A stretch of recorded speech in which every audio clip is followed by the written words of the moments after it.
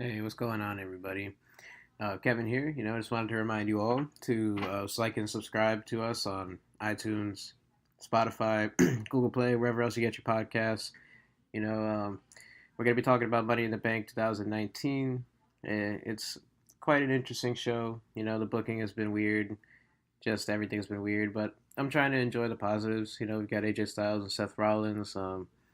We've got Kofi Kingston and Kevin Owens, which will be great. Probably Kevin Owens is going to win the title. It's going to be awesome. But, I've got Hassan here, my friend Hassan. We're going to be talking about everything Money in the Bank. And then we're talking a little bit of news, too.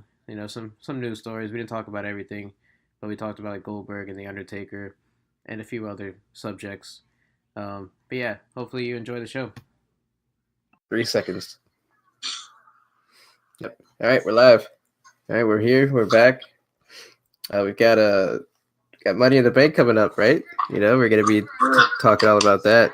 But I think before we go anywhere, we have to talk about some sad news, right? I think this is a good way to open the show. So I know a lot of people have been talking about the unfortunate passing of Ashley Massaro, formerly known as the Diva Ashley. She won the Diva Search back in 2006, I believe it was. Very tragic news. Taken at a very young age. Yeah, she won the Diva Search. Do you remember what year it was? 05. Let me see if I can pull that up. 05. 05, yeah. And you know what's really sad, bro? Did you see that unfortunately it looks like her cause of death was a suicide? Yeah. And how tragic is that? Well, those aren't confirmed though. They said that might be a rumor that it could be. The toxicology report hasn't come out yet, nothing like that. So I know I saw her daughter didn't want that to come out, and Shelly Martinez posted some stuff saying that what it's fake news and not to believe what people are reading. Either way, it's still tragic, and it's just super unfortunate, and condolences to her family. But wow, she was like a celebrity crush for a lot of us that grew up in that era. She was definitely eye candy back in the day, and my condolences to her family. Tragic. I always hate recording stuff like that, but I always hate hearing stuff like that rather, and talking about things of this nature, of this tragedy. Honestly, and she was 39 years old, so young, and she was about to turn 40 in a few days. In a few days, she was about to turn 40. It's truly sad.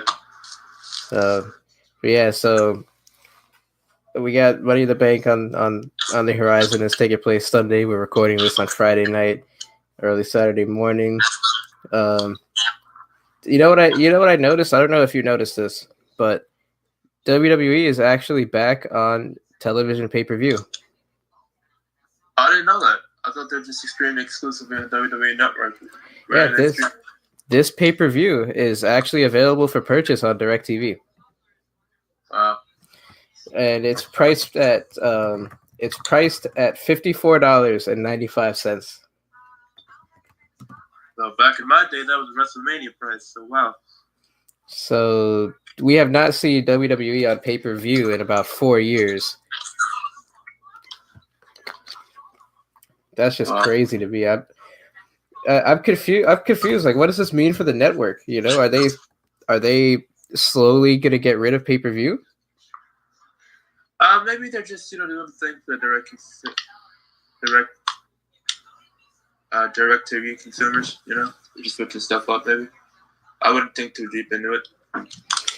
Because I know they had a long-standing feud with Vince. Like they were trying to, Vince was tired of them taking whatever portion it was of the money, and Vince was like, "We want more money," But I guess they finally came to an agreement, and I'm not looking too much into it either. I just find it weird that in this world that we live in now, where nothing goes unnoticed, that nobody's reporting this. Like, I could not find any information on it. It's interesting nonetheless because how dramatically Vince has tried to shift his product away from pay-per-view consumer.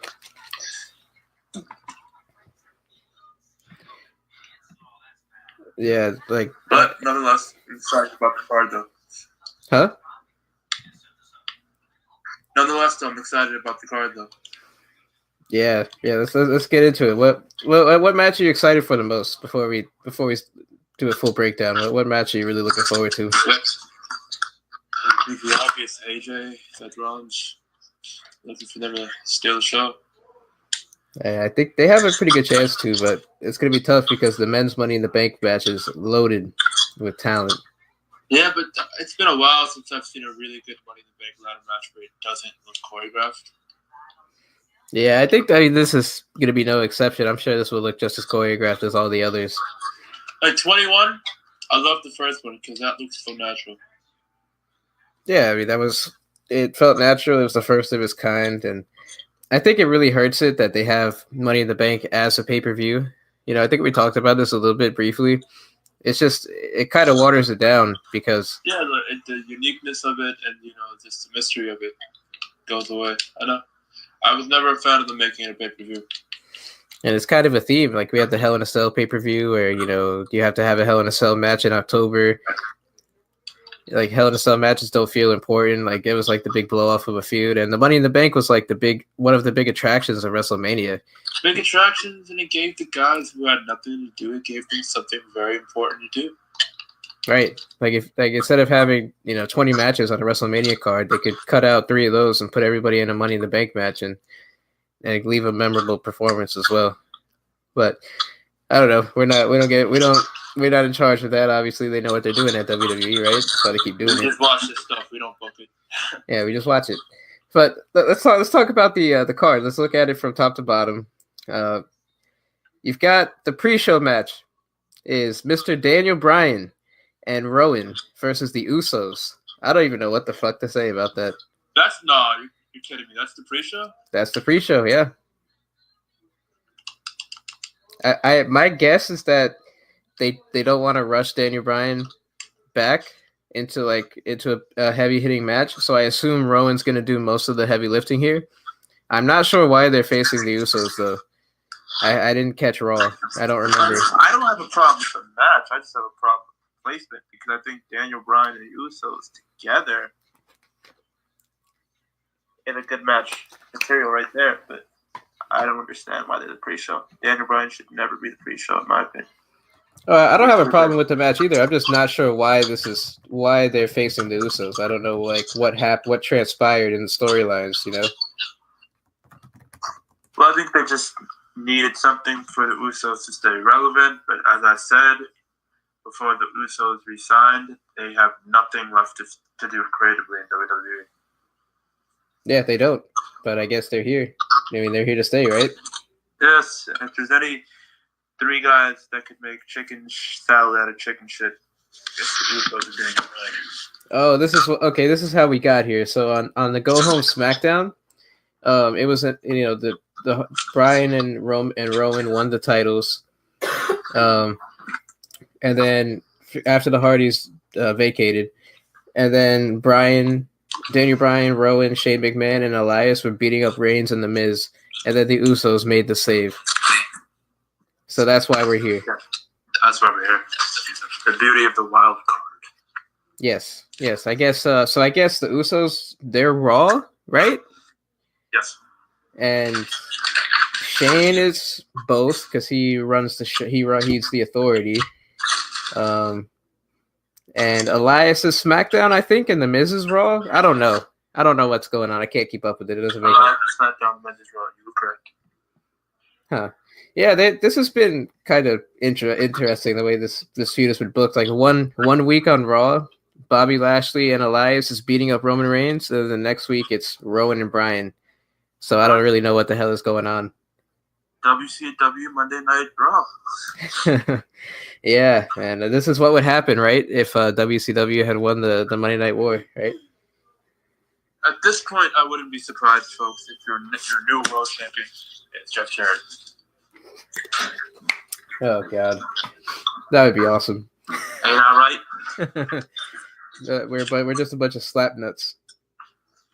Oh Christ. So Daniel Bryan and Rowan are the champs, but this is a non-title match because the Usos, of course, can't win the titles because they're on Raw. Exactly. So there's some logic there, folks. And then, do you care about this match? Do you think it's gonna be good? I don't think it's gonna be good just because I don't think Brian's gonna be doing a whole lot. I don't care about this match. I don't think it'll be anything big. Do you? No, I don't. Like I said, I don't think it'll be any good because Brian's probably not gonna be doing a lot. The Usos, I don't think they give a shit. They just got paid, and I don't really know what to say. I don't really have an opinion on Rowan, one way or the other. I mean, I know Rowan can work because of his days with the Wyatt family, but I just don't. I don't know. I'm not. They haven't invested me into the stock yet like that. Yeah, I don't care for Rowan as like Daniel Bryan's monster. I just don't care for it. If there's one guy to get over the tag team division again and to get over Rowan, help him elevate to another level, it would be Daniel Bryan. So putting him next to Daniel Bryan is a good move. Yeah, for that sense, it is a good move. I just don't care about it yet because they haven't, like you said, they haven't done anything to make me care. Yeah. Well, I guess let's get off the pre-show, because nobody's gonna be watching that anyway. Let's be frank. Sadly, they'd probably put Daniel Bryan here just to get ratings. That's kind of, I assume that's what this is. So then we have for the Cruiserweight Championship. I guess we'll start here because we'll start here with the main card just because we'll spend the least time on this one. Tony Nese versus Arya Daivari. I don't watch 205 Live. I don't really know who Tony Nese is. Daivari, I've seen perform a few times. I don't know. 205 Live just seems like a dead brand at this point. I'm not gonna lie to you. Huh? I'm not gonna lie. It's really awkward. I don't know who either of them are. So, yeah. Yeah, I believe it. I assume it's going to be good just because the 205ers, they always have good matches. But we're at the state of the division now. Yeah, where every time we talk about these 205 matches and we state that we don't know these talent, we don't know the talent, they tend to surprise us with the matches. Right. Well, I mean, it's been different though. Like I remember Buddy Murphy, and like when Neville was there and Austin Aries was there. This is just a whole other level of like Tony Nese and Daivari. They were undercard guys even on 205 Live. Well, that's just the lack of how thin their talent is. Everybody's getting elevated now.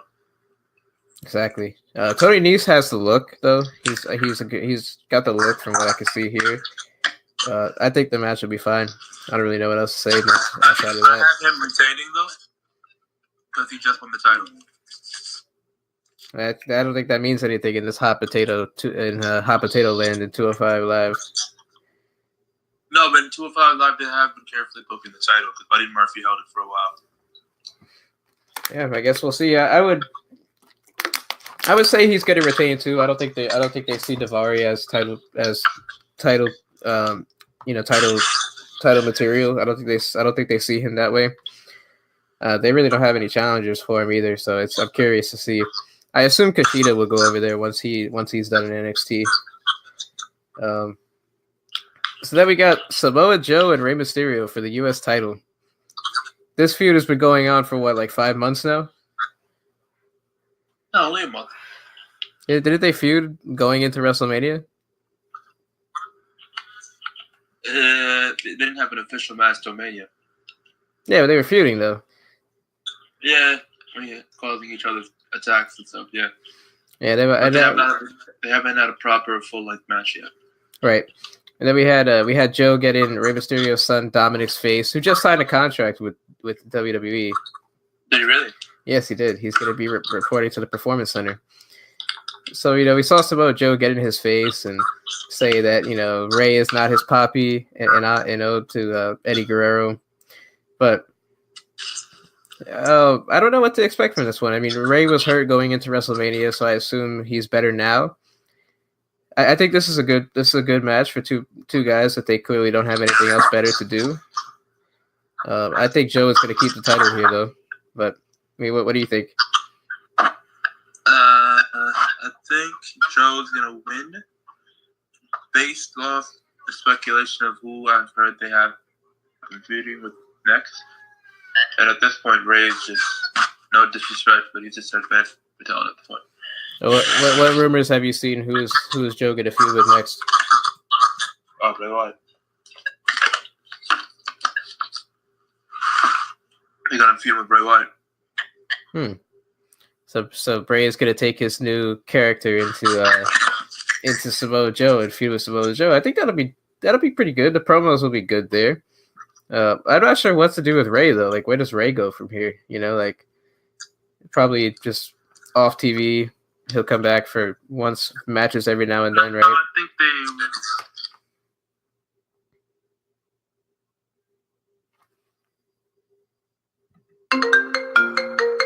Oh. Welcome back. Yeah. Since they're finally putting AJ Styles in feuds we wanted to see him in,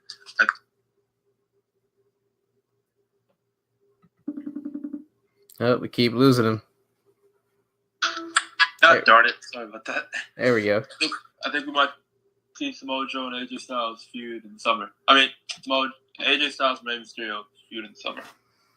That'd be good. That'd be a dream match. I don't think we've ever seen them wrestle before. No, we haven't. That's what I'm saying. That'll be good, and crowd would want to see it. Well, you know, with WWE's logic, they're going to give us that match 105 times in 2 months. Yeah. I mean, the thing is, that's the biggest thing the product's lost. They've lost the ability to give you less and make you want more. Exactly. Well, let's keep it going, man. Let's talk The Miz and Shane McMahon. I gotta say, this match has the best story going into the show, right? What did you say?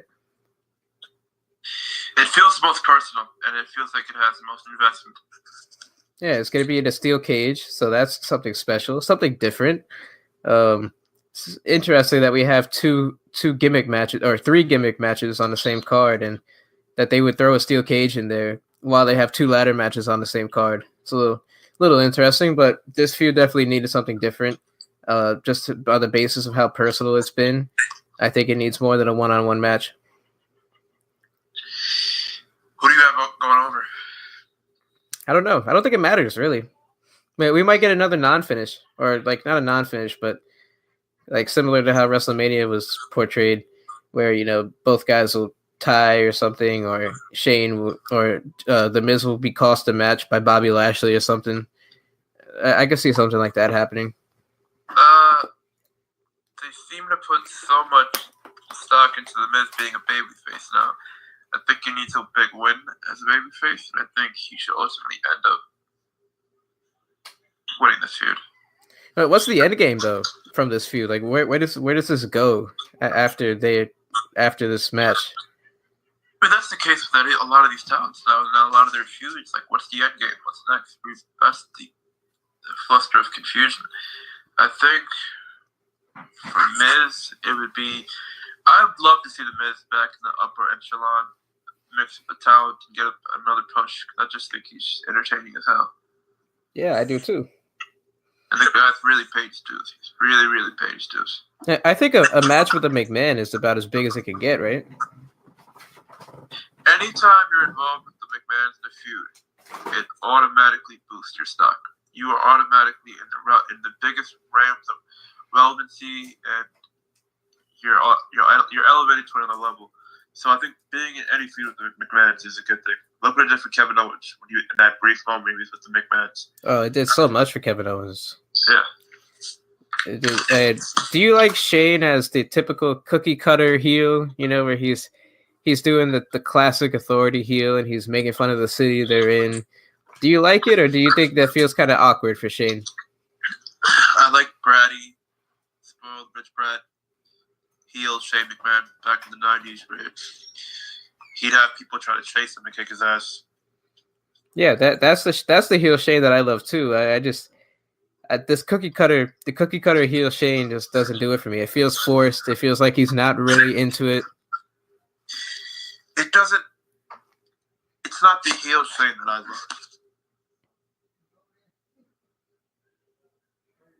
You know what I mean? Yeah, I know. So in that sense, it just doesn't come off natural. Yeah, but I'm curious, like, okay, so the Miz wins this match. Let's say the Miz wins it clean. He gets his moment. What is he avenging at this Basically, point? all the disrespect that his father's gotten. Yeah, no, I get that, but it's like we've seen this all before, where we've seen a wrestler's father be involved, like John Cena's dad, for instance. But John Cena's dad was a small part of that Edge feud. The whole feud basically is essentially built around Shane punching Miz's dad now. I don't know how much juice could you really get out of that? I mean, to be honest with you, I've lost interest in the feud a long time ago. Yeah, I hear you. I think a lot of people have been. I think the match itself will be fine, though. You know, like I said, I expect a screwy finish with someone like Bobby Lashley getting involved. I'm not sure. Wait, what do you think? I expect the Miz to win it. I expect to be some crazy spots. I think Shane's probably going to dive off the top of the cage. But I think ultimately the Miz escapes through the cage so it wins.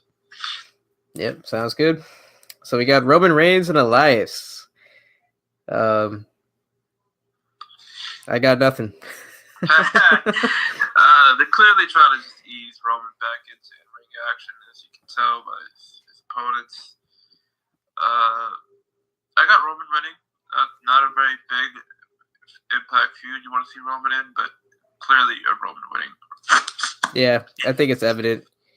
I don't even know why they're feuding. Because Vince called Elias the biggest get in SmackDown history. Like, that's why they're feuding? I'm very confused. The audience really believes that could be a conflicting case. So we have to see this match to settle that. Yes, because we 100% believe that Roman Reigns is not the biggest star on SmackDown right now. You know, we man, you know, if they don't tell us that, I won't believe what to believe. Yeah. I'm guessing this match is going to be short too, because Elias is not very good and Roman's not very good either at carrying a match. You know, Roman is a good wrestler when he's in there with somebody that can carry him, but these guys both need to be carried. So I'm curious what's going to happen in this one, how long it's going to go. I give it 8 minutes. Yeah, that seems about right. I don't think it's going to be quite. No, I don't know. This match would probably be worse than the one he had with Drew at WrestleMania. Yeah, but they made it up, though. They had a really good match on Raw. They made up for that. That's true. Match. That's true. Well, what do you think? Like, I know a lot of people like Elias, his character base, his mic work. That he's been in a big spot. You know, he's been involved in the Shane Miz feud. He's been feuding with Roman Reigns. Do you think Elias will keep this spot, or it's just like a flavor of the moment, just somebody to get Roman warmed up? I think it's flavor of the moment because Vince at this point is treating all his wrestlers like toys. Once he's played with them, he moves on to his next toy. Yeah, and Elias unfortunately will probably never get that big break just because he just can't wrestle like that, like some of the other guys, like an AJ Styles or, you know, a Ricochet or a guy like that. It's a very plain style wrestling. Yeah, well, it's really not much else to say about this one. Let's talk about one of the women's championship matches. Let's talk about both women's championship matches, I guess, together, because this feud has kind of been Lacey Evans and Charlotte Flair versus Becky Lynch. Lacey Evans, yeah, she's fine. Becky is carrying her, though. Lacey being clearly is not deserving of this top spot to me. Not to say that she's not deserving, but she's just not ready, you know? Oh, you talking about Lacey? Yeah. With Lacey, I just feel like she's exactly what Becky calls her, Charlotte 2.0. She feels very manufacturer, but, you know, she does have charisma, but I just don't think she's ready for this spot. Yeah, Becky's clearly carrying her at every segment that the two are involved in, and I just can't take her serious, you know, but at the same time, different is good, but it's not really different if Becky is still defending both titles and Charlotte is still in the picture. This kind of shows like the lack of established stars in the women's division. I mean, you literally had Becky, Sasha, Charlotte, Bayley as your top 4 stars. That was it. Yeah, then we've seen people like Naomi, Ember Moon, Carmella, ladies like that, Natalia. I think Ember Moon has great talent. I think she's greatly misused. Yeah, she's coming back from an injury, so I see why they're not thrusting her into a top spot. But I think anything would be better than Lacey Evans in the top spot. And what do you think about the whole Becky 2 belts thing? Like, how long is this gonna last? I think it ends tomorrow. Which one do you think she drops? Charlotte. Yeah, Charlotte wins the SmackDown title. Then I assume she'll probably feud with someone like Bayley. That'd be my guess. Yeah. I mean, they have to keep Charlotte relevant. They love that girl. So, yeah. Yep, she'll always be involved in a women's main event. She's like the women's Triple H. I hope, though, Lacey Evans pleasantly surprises me. I hope. I think she might. I don't doubt her athletic ability and her talents in ring. Just the way they're portraying her, she looks nervous on the mic. It's just stuff like that really lowers her down in my mind. It's a big spot, though. I mean, I don't blame her. This is a big spot for her. You're feuding with somebody who just main evented WrestleMania. It's a very big spot, but hopefully she pulls through. Yeah, so I think Becky's going to beat Lacey Evans, and then I think Charlotte's going to beat Becky. But I would not be surprised if Charlotte won both matches, though, because of the way the Go Home Raw ended. You mean Becky? Yeah, I wouldn't be surprised if Becky won both matches because of the way the Go Home Raw, the contract signing ended, where both girls powerbombed her and beat her up and whatnot. Yeah, I wouldn't be shocked myself either, and it wouldn't be crazy for her to win both because it's not like the brand extension really exists at this point. So yeah. Yeah, then like with the brand extension not existing, like how much can they really get from her defending both belts? How much traction is there to gain? Yeah, because I mean, anybody can Raw and SmackDown can show up any week now, so it's just like the shit's over with. It's confusing. I don't know what's gonna happen when Fox comes around, but I like Becky as champion. She's good. She carries the ball well. Charlotte is great in her spot. So I mean, they're gonna keep riding Becky and Charlotte because it works. There's always magic there. People are still willing to pay to see it. Yeah, but they're John Cena and Randy Orton this to death. Yeah, that's what I was thinking too. It feels like John Cena, Randy Orton, 2008, 2009. They're doing it to death at this point. Like, stop. Yeah, they kind of don't have a choice. The way they just by their own manner of booking, and they don't have a lot of super talented women in the ring. I mean, you've got Natalia, Bayley, Ember Moon. Who else do you have that's really great in the ring? They got some work to do with that Revolution, don't they? Yeah. The wheels have fallen off on that one 100%. It's crazy. Such a stacked roster, and it's falling to shits. But I got Becky winning against Lacey and losing against Charlotte. Yes, sir. Well, let's talk about the WWE Championship match. We have Kofi Kingston defending his belt in his first defense against Kevin Owens. After Kevin Owens turned heel a few weeks back on SmackDown, and it looked like he was going to be part of the New Day, and then he was like, So he's Kofi Kingston's first challenger. The question I have though is Kevin Owens ready for pay-per-view? Is he ready to have a 20-minute match? Because we saw in his return where Vince kind of, remember Vince threw Mustafa Ali in there to make it a triple threat with Daniel Bryan. Yeah, I think Kevin Owens has a major point to prove, and I think he has a chip on his shoulder from being off the card of this year's WrestleMania. And I actually think this might be a really, really good match. Yeah, Kofi Kingston is great. Kevin Owens is great. I think we're gonna see a title switch here, though. To be honest, man, I think the Kofi Kingston as champion is played out. It's not my thing. It was a good thing to do it for WrestleMania, but it's definitely not a long-term option. No, it's time. It's time for Kevin to take that step. It's time. I think Kevin Owens could really flourish too as a top star on SmackDown, and he could really, they could get more out of Kofi chasing the belt. He was a fine Universal Champion too. He was a fine Universal Champion, and then they made him a scapegoat to Goldberg because it should have been him and Jericho for the Universal title at WrestleMania. Right, and I'm sure Brock said, "If you don't give me the belt, I'm leaving," or something. But Kevin Owens should be champion. And I think he'd be a fine champion this year. Yeah, he was very entertaining as when he did the promos as the Big O. We knew it was coming, the inevitable heel turn. We knew it. It was written on the wall a million miles away. I don't know, but I could see Kofi retaining. I could see them trying to get one more pay-per-view out of this feud, and then have Kevin Owens win, and then have him take the title into SummerSlam. That wouldn't be out of the realm here. It's not really like set in stone either way on who is going to win.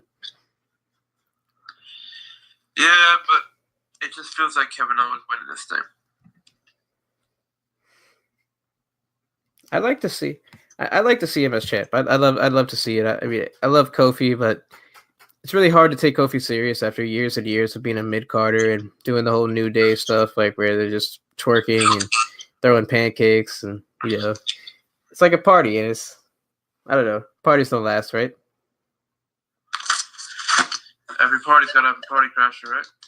Yeah, Kevin Owens is that guy. He's a worthy champion. We're big fans of Kevin Owens here. Oh, this reminds me. One of my friends that listens to the show, he is definitely not a Kevin Owens fan, and he told me to tell you that he doesn't agree with your stance on Kevin Owens being a top guy. He doesn't think Kevin Owens is top guy? No, he thinks Kevin Owens is the worst wrestler in WWE. No exaggeration. That guy should be never watching wrestling because Kevin Owens is a phenomenal talent. He checks all the boxes. Yeah, he definitely does. To be, I'm not the biggest Kevin Owens fan. I don't think he's the greatest wrestler in the world, but say that he's the worst is a little bit. It's a little bit out. It's a little bit of a reach, and I know he's listening right now. He knows we're talking about him. Or not, I know he'll hear this, and what do you have to say about that?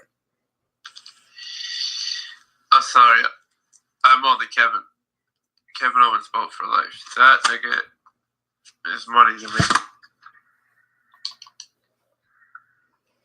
Well, there you have it. Kevin Owens is money. He's main event level ready. He can cut a great promo, and he's had some phenomenal matches when he's been in WWE. If you can hang and bring out the best in the main eventer, the Babe Ruth of wrestling, John Cena, you're special to me. Because his first match on the main roster with John Cena, he killed it. Come on. Yeah, and he got that big win. How could you forget that? It was a cool moment. Like, first, they had 3 matches, John Cena and Kevin Owens. 3 of them, they delivered great matches.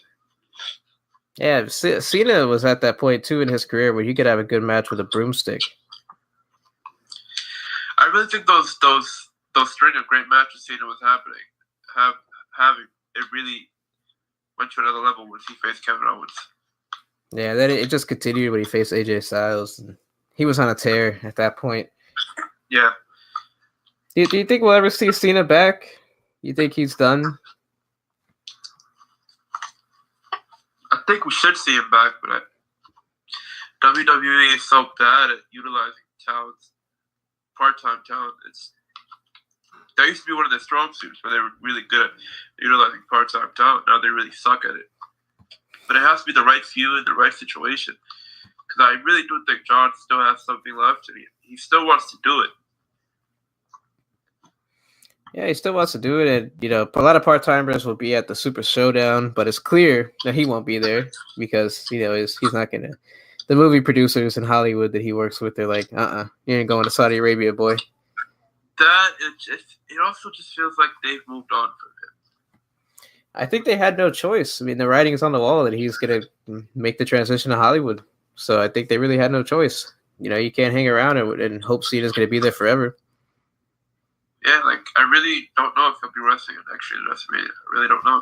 Yeah, he didn't wrestle at this year's either, so yeah, it's definitely not a far reach to say that he might not be there. Yep. All right, let's talk about the women's Money in the Bank. So we have Natalya versus Dana Brooke versus Naomi versus Bayley versus Mandy Rose versus Ember Moon versus Carmella versus Nikki Cross, who is replacing Alexa Bliss. So Alexa Bliss out of this pay-per-view with an undisclosed injury. A lot of people are feeling like it's a concussion. Do you think Alexa should just hang it up? She may be forced to, because these injuries are beginning to pile up, and she may be forced to hang it up because WWE is extremely cautious when it comes to concussions. Besides Daniel Bryan. Yeah, I mean, that's what I was going to say. Look what they did with Daniel Bryan. He fought his way back. Do you think it's a combination of that, Bryan forced his way back, or do you think they don't want Alexa to go wrestle somewhere else? What do you think it is? I think it's a mixture of both. They want to wrestle anywhere else, and I think they're really extremely. This is a 25, 26-year-old young lady. She's very young, and having these string of injuries she's having. So I think they just want to be as cautious as they can. Yeah, they have no choice. I mean, they really can't afford a major injury, but it's like she's missed a huge chunk. She missed a huge chunk of this year. She missed a majority of last year. I believe she was out since September. I mean, she's missed a lot of time, and she was looking like she was going to wrestle here, but she's, we've seen her doing the women's GM or whatever it was backstage. She hasn't been doing a lot of ring work recently. It's been sporadic ring appearances. I think they're gonna have to do what they did with Paige. Trust me, they're gonna make an on-air personality though. They're really high on her. Yeah. She's under contract. They can get a lot from her. I think they have to do something with her. Well, no matter what it is, whether she's a GM or she's doing pre-show panels, commentary, they'll find a spot for her. Yeah. Well, would you like to see her as a commentator? You think she'd be any good? No, I think she should stick to the Piper role she's in, where she has her talk show host thing. I think that works for her, and be that little antagonizing heel. Yeah, that can only get you so far. But so about the match though, I don't really know. I guess if I had a guess, I would say Bayley is my pick here to win. I'm going to go with Ember Moon. And why are you going with Ember Moon? And I'll tell you why I'm picking Bayley. I think, we see Dana Brooke, I think, is out of the question. Carmella won it last year, so I don't think that's going to happen. Natalya, I think they're done pushing Natalya. Mandy Rose is not skilled enough, in my opinion. She's eye candy. Ember Moon is probably my second choice. And then you have, Nikki Cross, who's a dark horse. She wasn't even supposed to be in the match, so I highly doubt she'll win it. And then Naomi, that leaves Naomi too. Naomi was doing some big storylines, some edgy stuff with Mandy Rose a few months ago. But I think star power here, with Bayley. Bayley is the biggest star in this match, and I think she should get it. I think it'd be great to revive her, and I don't think they want her leaving, and they don't want any more bad press regarding her. It could revitalize her career and make her exciting and edgy and unpredictable again. I totally agree with you. I want Bayley to win. Let me put that out there. But they've just buried her so much that it's tough for me to believe that she could win it. And why are you picking Ember Moon? Shake things up, create a new star possibly. Now, let me see if I can find the favorites here. Let me see if I can find the odds. So the odds have Mandy Rose. Mandy Rose is the favorite, according to the Vegas odds. Extremely high on her. Vince is extremely high on her. Oh, yeah. He's a big fan of her. I don't see it, but yeah. There's two clear reasons why he's a big fan of her. Is it blonde? Well, there's two big reasons. What is it? Please let me know. Two big reasons. What is it? You know, they're right in front of you. You know, you can't miss them. Tits and blonde hair? Oh, that would went over your head. You got it, you know, but it's just one of those. Blonde hair and muscles? No, never mind. So yeah, the next favorite is Bailey, and then Ember Moon is following Bailey, and it's very close. You know, Mandy Rose is a plus 175, Bailey is a plus 250, so it's very close. Mandy Rose, though, I don't know how that's gonna go. Like, if she wins the belt, you know, if she cashes in on Becky or Charlotte, people will be furious, right? But it would actually do wonders for her career, though, because the amount of ultra heat she would get, my God. Yeah. Oh boy. I can't say that I care particularly about this one. I don't really care about the Money in the Bank either way, because it's become really jaded. You know, it used to be really cool, like, oh, who's gonna cash in? But it's kind of become jaded where the winner is like a chicken shit and they always get beat. You notice that, right? As soon as you win the briefcase, you get beat week after week. Like, you just get buried. No, the first couple of years was a phenomenal concept. But then it just got redundant. Yeah, like we saw Seth Rollins. Like, Seth Rollins lost clean like every freaking week on Raw when he had the briefcase. It felt like that, and they just put him in some very underwhelming storylines. Like, they put him in a few Sting, underwhelming Kane. They put him in some really bad feuds. Yeah, it's been an overdone concept. Feud they put him in. Go ahead. Yeah. The only good feud they put him in his first title reign was John Cena. No, you're right. When he hit him with the knee, I agree. Yeah, so I mean, Mandy Rose wins it. Okay, cool. Like, so what? Like, you know, Ember Moon wins it. Bailey wins it. I like Bailey. You know, I think she should get it. You like Ember Moon? I agree. I like Ember Moon too. I think she would. I wouldn't mind seeing her. But man, Mandy Rose, that's tough. She's the favorite. I don't know how I feel about that one.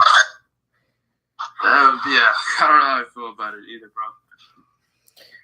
It's nothing personal. I just don't think she's quite ready. Right. And it's like, is that the kind of heat you want? You know, for somebody like, how is she gonna back it up? She can't really do a whole lot besides talk on the mic, and she's decent at talking on the mic, but she's not gonna light you up. There's a difference between not hating somebody because you don't want them to be winning, and a difference between somebody because you don't think they're qualified to be winning. Right. Yeah, there's a monumental difference. All right. Well, let's talk about the men's Money in the Bank. We'll save the best for last. So we've got, you know, we got the title match to talk about. So that'll be, of course, the main event. I think that's going to be the main event. But so we've got Sami Zayn, who took Braun Strowman's place in this match. Braun Strowman is put on the bench yet again. And we talked about this. I think we did talk about this, right? No, we didn't. No, we didn't. Okay, so what do you think about that? What do you think about Braun seemingly being put on the bench again? Braun, like, I really hope you're showing a level of frustration and discomfort for where you are at the pecking order of the card. This is ridiculous at this point. At this point, you should have been a world champion and in a marquee WrestleMania match. This is fucking ridiculous. I agree. I thought he was 100% a main event talent.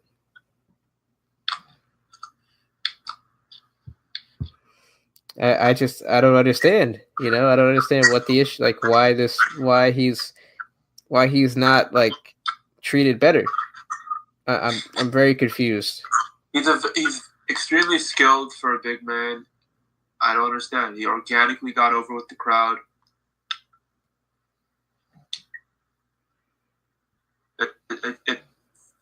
It makes no sense. Yeah, it's mind-boggling. Your guess is better than mine. It makes no sense. Well, nevertheless, what we do have is Sami Zayn in the match. and we got Ricochet, McIntyre, Baron Corbin, Ali, because Mustafa Ali is more important than Muhammad Ali. I guess he's got to take away his first name, just be Ali. Finn Balor, Andrade, and Randy Orton. To me, the favorite here is Drew McIntyre, and then I wouldn't rule out Sami Zayn, just because of how much TV time he's gotten, and then Andrade too. Andrade I wouldn't rule out either. I think those are the three favorites to me. Oh, I've got Sami Zayn all the way. You think Sami Zayn is going to be the guy? Yeah. All the way. Let me see what Vegas has to say about this one. Bear with me here. Buy me some time.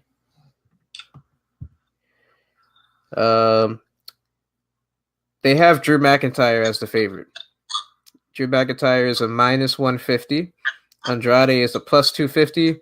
And then after that is Sami Zayn at a +700. So I was right. The guys that I thought were the favorites are all three of the favorites in the betting order. But Drew McIntyre is the favorite right now, the favorite to win it. Are you in favor of that? I don't want Drew McIntyre to win it. I'm not interested in him at all. I think Sami Zayn is on a unique little run with his character, and it'd be nice to see him take home. I think with his mic work, he'd be great with the briefcase. He'd be perfect for the chicken shit heel that gets buried every week. Exactly. He would be so perfect for it. I mean, I would like to see Andrade too. I'm a big fan of Andrade. Me too. I think he's really good. Really, really, really good. He's so crisp. Him and Zelina are a good duo. He's really good in the ring. I'm really big on Andrade. Yeah, the luchadors tend to be the best workers.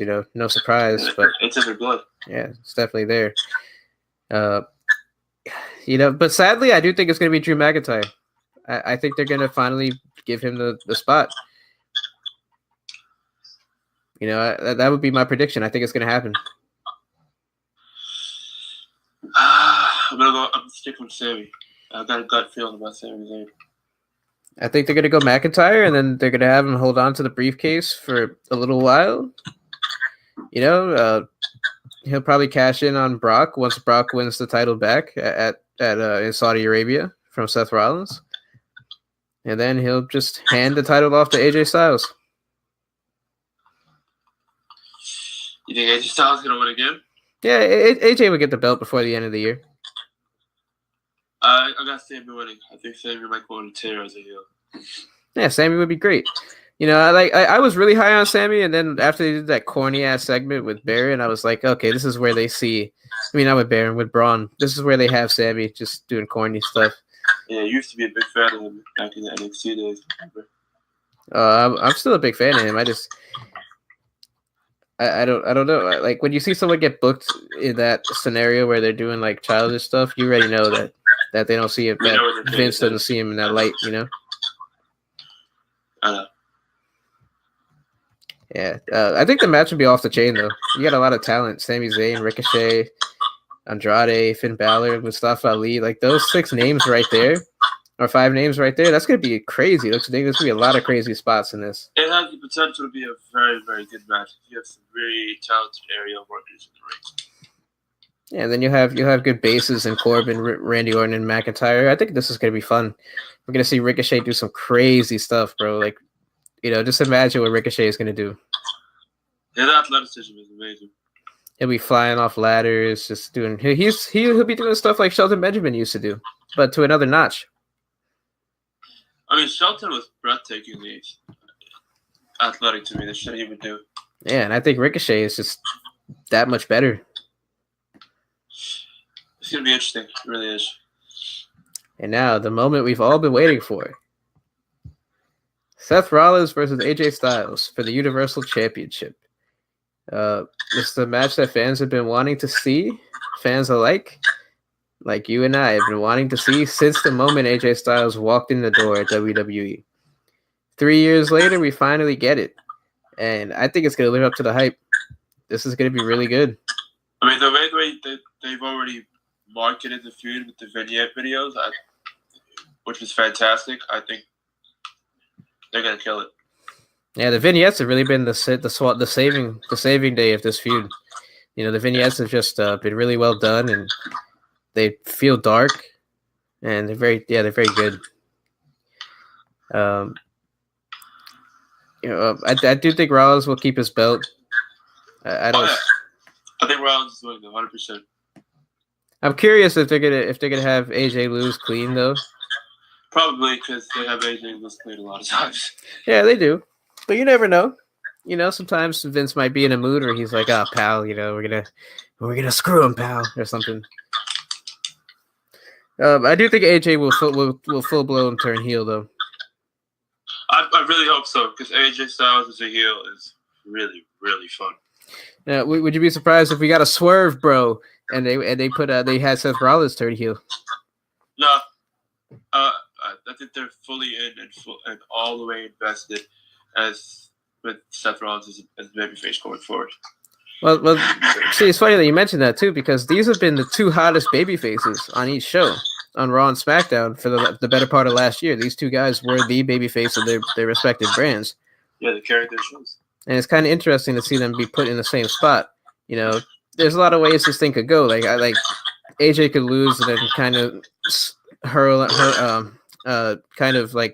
around the mid card scene, or they could have him turn heel and keep the feud going. There's a lot of ways they could go. And this ties into the reports that, it's going to be Brock Lesnar versus Seth Rollins at Super Showdown. And that obviously could change, and they could market it as Brock and AJ. But do you think Brock is going to win the belt there? I'm concerned he might. With Brock Lesnar, that's the beauty with him. You never know what to expect. Yes, sir. Yeah, man. So I'm certainly I'm looking forward to this card. I'm curious to see what's going to happen in the men's Money in the Bank ladder match. I'm invested in AJ and Seth Rollins, and Becky Lynch had always invested in her. But what do you think would be the best match on the card? AJ Seth. Yeah, I think that's unanimous. Becky and Charlotte too could also be there. That should be a good match, I'm sure. They'll probably kick the show off with that one, I assume. Started off hot.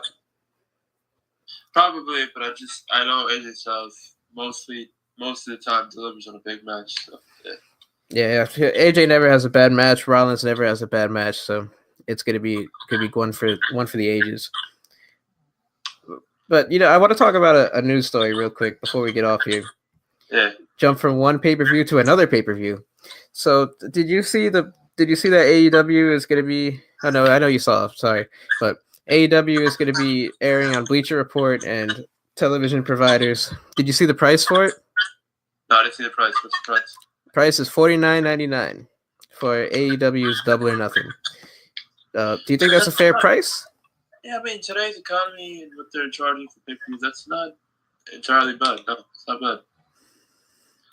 There's always the possibility. Well, there's always going to be people that are illegally streaming. Exactly. I mean, I'll probably be illegally streaming. So yeah. Yeah, there's always going to be that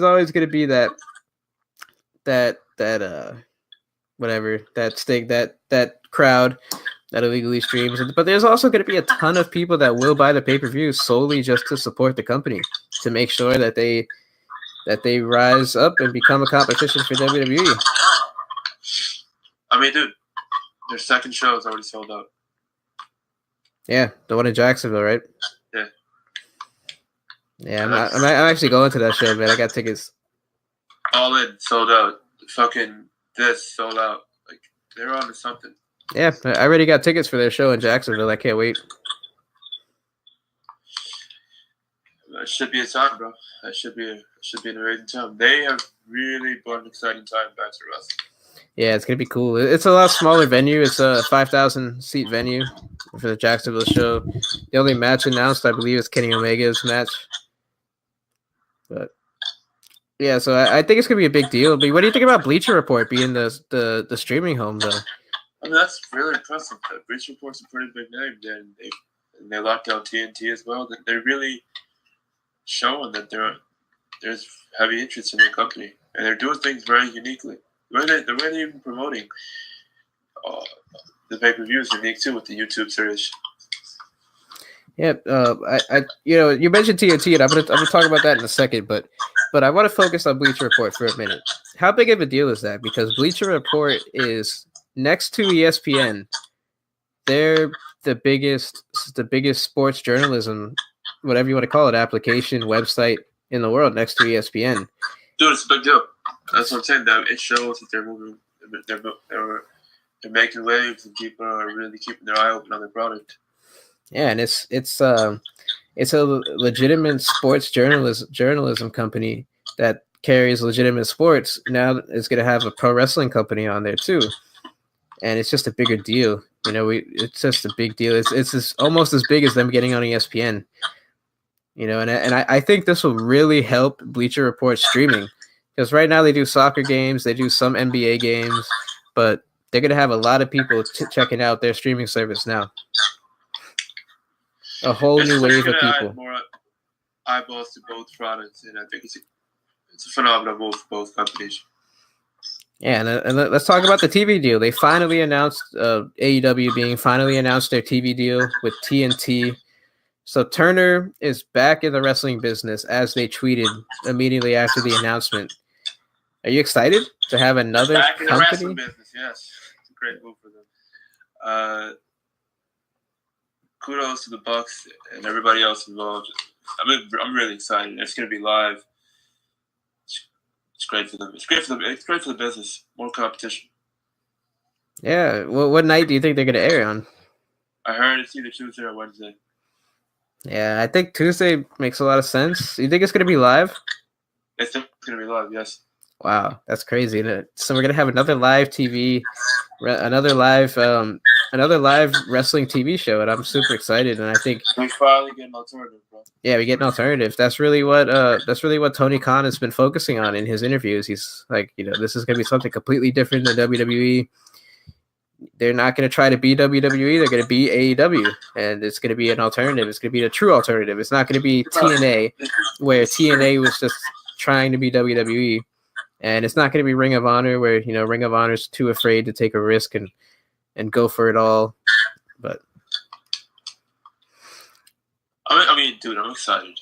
I really am. I can't wait for the fall to come around and watch the show. Can't wait for Double or Nothing. I haven't been this excited for a wrestling pay-per-view in a long time. Yeah, the last time I was this excited for a wrestling pay-per-view was All In. What do you know?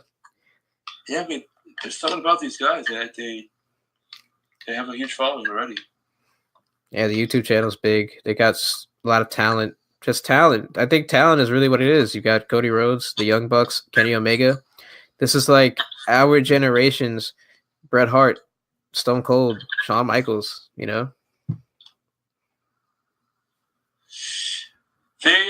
They're literally doing what they set out to do, though, in a way. They're already changing the world. Yeah, they're changing the wrestling world as we know it. Do you think they're going to do their own streaming service at some point, like the WWE's? I think they will at some point, because everybody's even doing it. Impact's even doing it at this point. So at some point, I think they will do it, but I like the way their baby steps take with their business so far. Well, it's a little different with Impact, because Impact, they're not airing their pay-per-views on there. It's just for their library. They have a big library that I think people are interested in. Okay. It's like I think if you buy an Impact pay-per-view, you get 3 months of the streaming service free. I think is how it works. So it's still something, but I don't know. I think AEW could get into that realm where they do their shows on stream. Like, I would pay for it.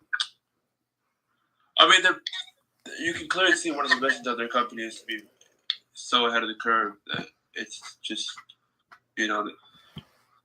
they create new pathways for the industry. So I could definitely see it doing something different.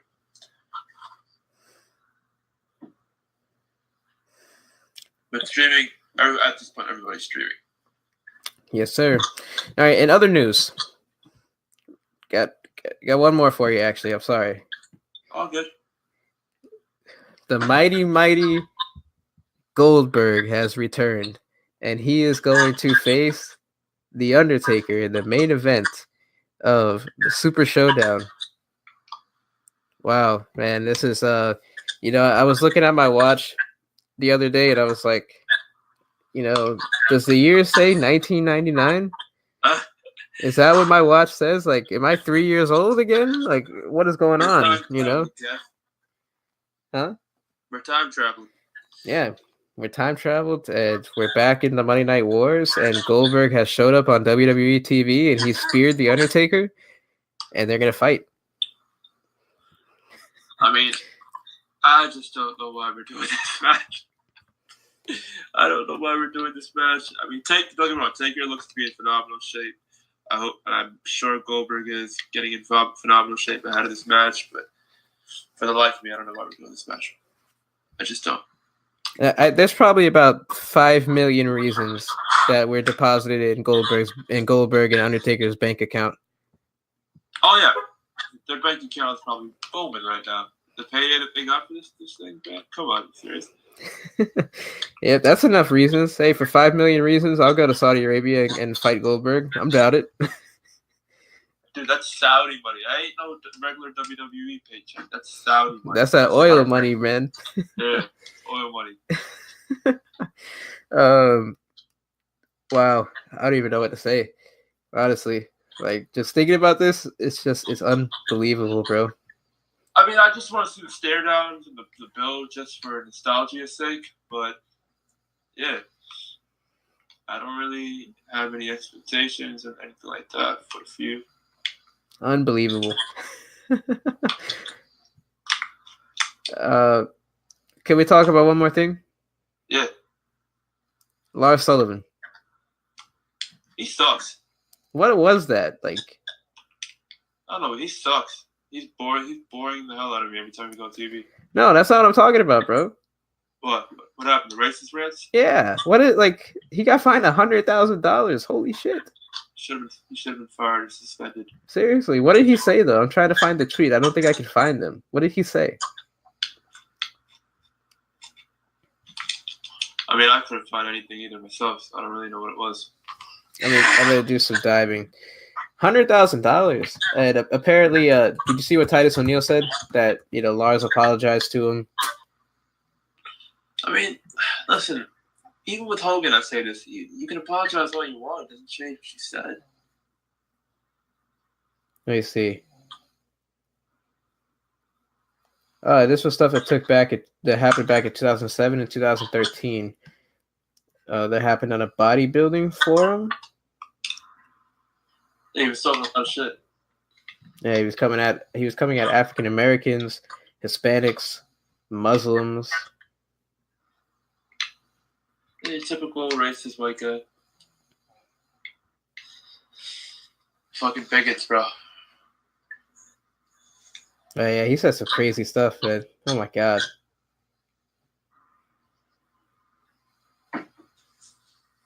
I mean, this is WWE though. They have Donald Trump in their Hall of Fame. What we say they're gonna be politically correct. Like, they should have fired the guy. Yeah, this is what Lars said about Muslims. He said they should be demonized for their religion. They are violent and have a violent agenda against America. No, we're not. And then he said, not to be racist, but it seems like white people are more willing to take responsibility of their own lives than blacks and Hispanics, who are all for government handouts. Whew, like, wow. What the fuck? Yeah, seriously. What the fuck? You're employing this guy still? Mm-hmm. Oh, come on. Hey, I mean, they're employing Hulk Hogan. There's like no ethical code in WWE. Like, none. Incredible.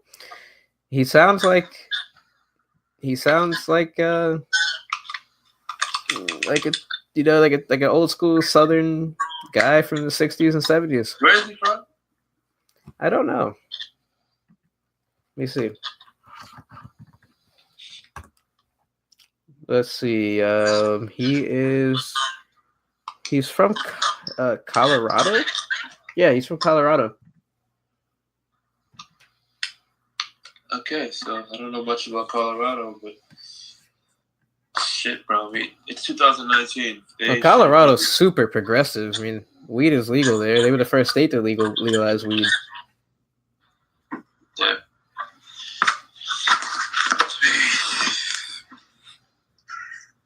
Yeah, bro. My take on this thing is, if this where our society's headed, influence of social media, and just be progressive. As people, we should be more progressive. There shouldn't be employing a guy like that. Cool. You know what I mean? So you don't think $100,000 is enough, right? Oh, fire the son bitch. Yeah, I mean, coming at people's religion, coming at people's... Yeah, that's too far, bro. It's way too far. Yeah, I don't know how he's employed. I don't know. Because Vince McMahon has a hard on for him. Yep, for his size. Seriously. He's a piece of shit. I hope his push doesn't go anywhere. Let's see what he said.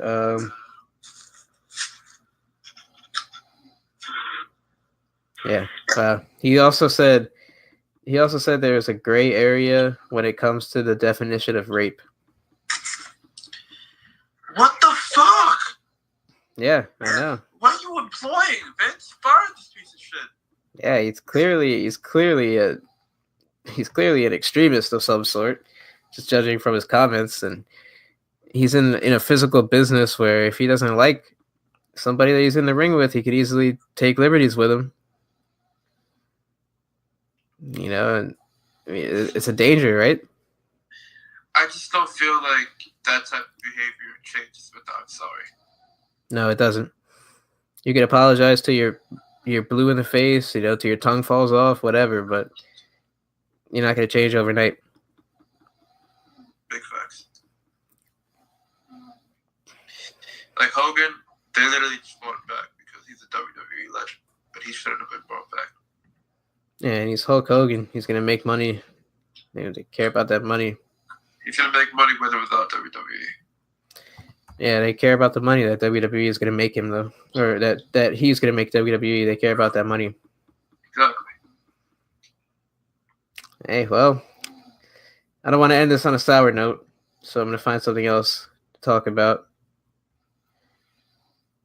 Oh, did you see, you remember Jack Swagger, right? Yeah. He's an MMA fighter now, and he was on, huh? He's doing well, I know.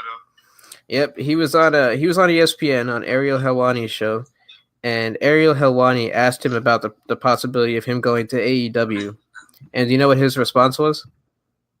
He spoiled Johnny Moxley, right? Yep, he said, "I don't want to take John Moxley's son, Thunder." I mean, we all knew it. So he really wasn't spoiling anything. We all kind of knew. Yeah, it was clearly teased in that hype video that Moxley posted on his Twitter. But now it's like essentially confirmed. I'm not sure, but the question still remains: when is Moxley going to show up? Where is he going to show up? Is he going to show up on Double or Nothing? Is he going to show up at a New Japan show? Is he going to show up at AEW's television debut? Like, there's still a lot of surprise. There's still a lot of speculation there still. I think he's going to show up at Double or Nothing. He lives in Vegas. Like, come on. Yeah, no, you're right. You're right. He lives in Vegas. He has no clause where what's the clause called where he can't perform for 90 days? He has no 90-day, no complete clause. He's free to go wherever he wants. Yeah. I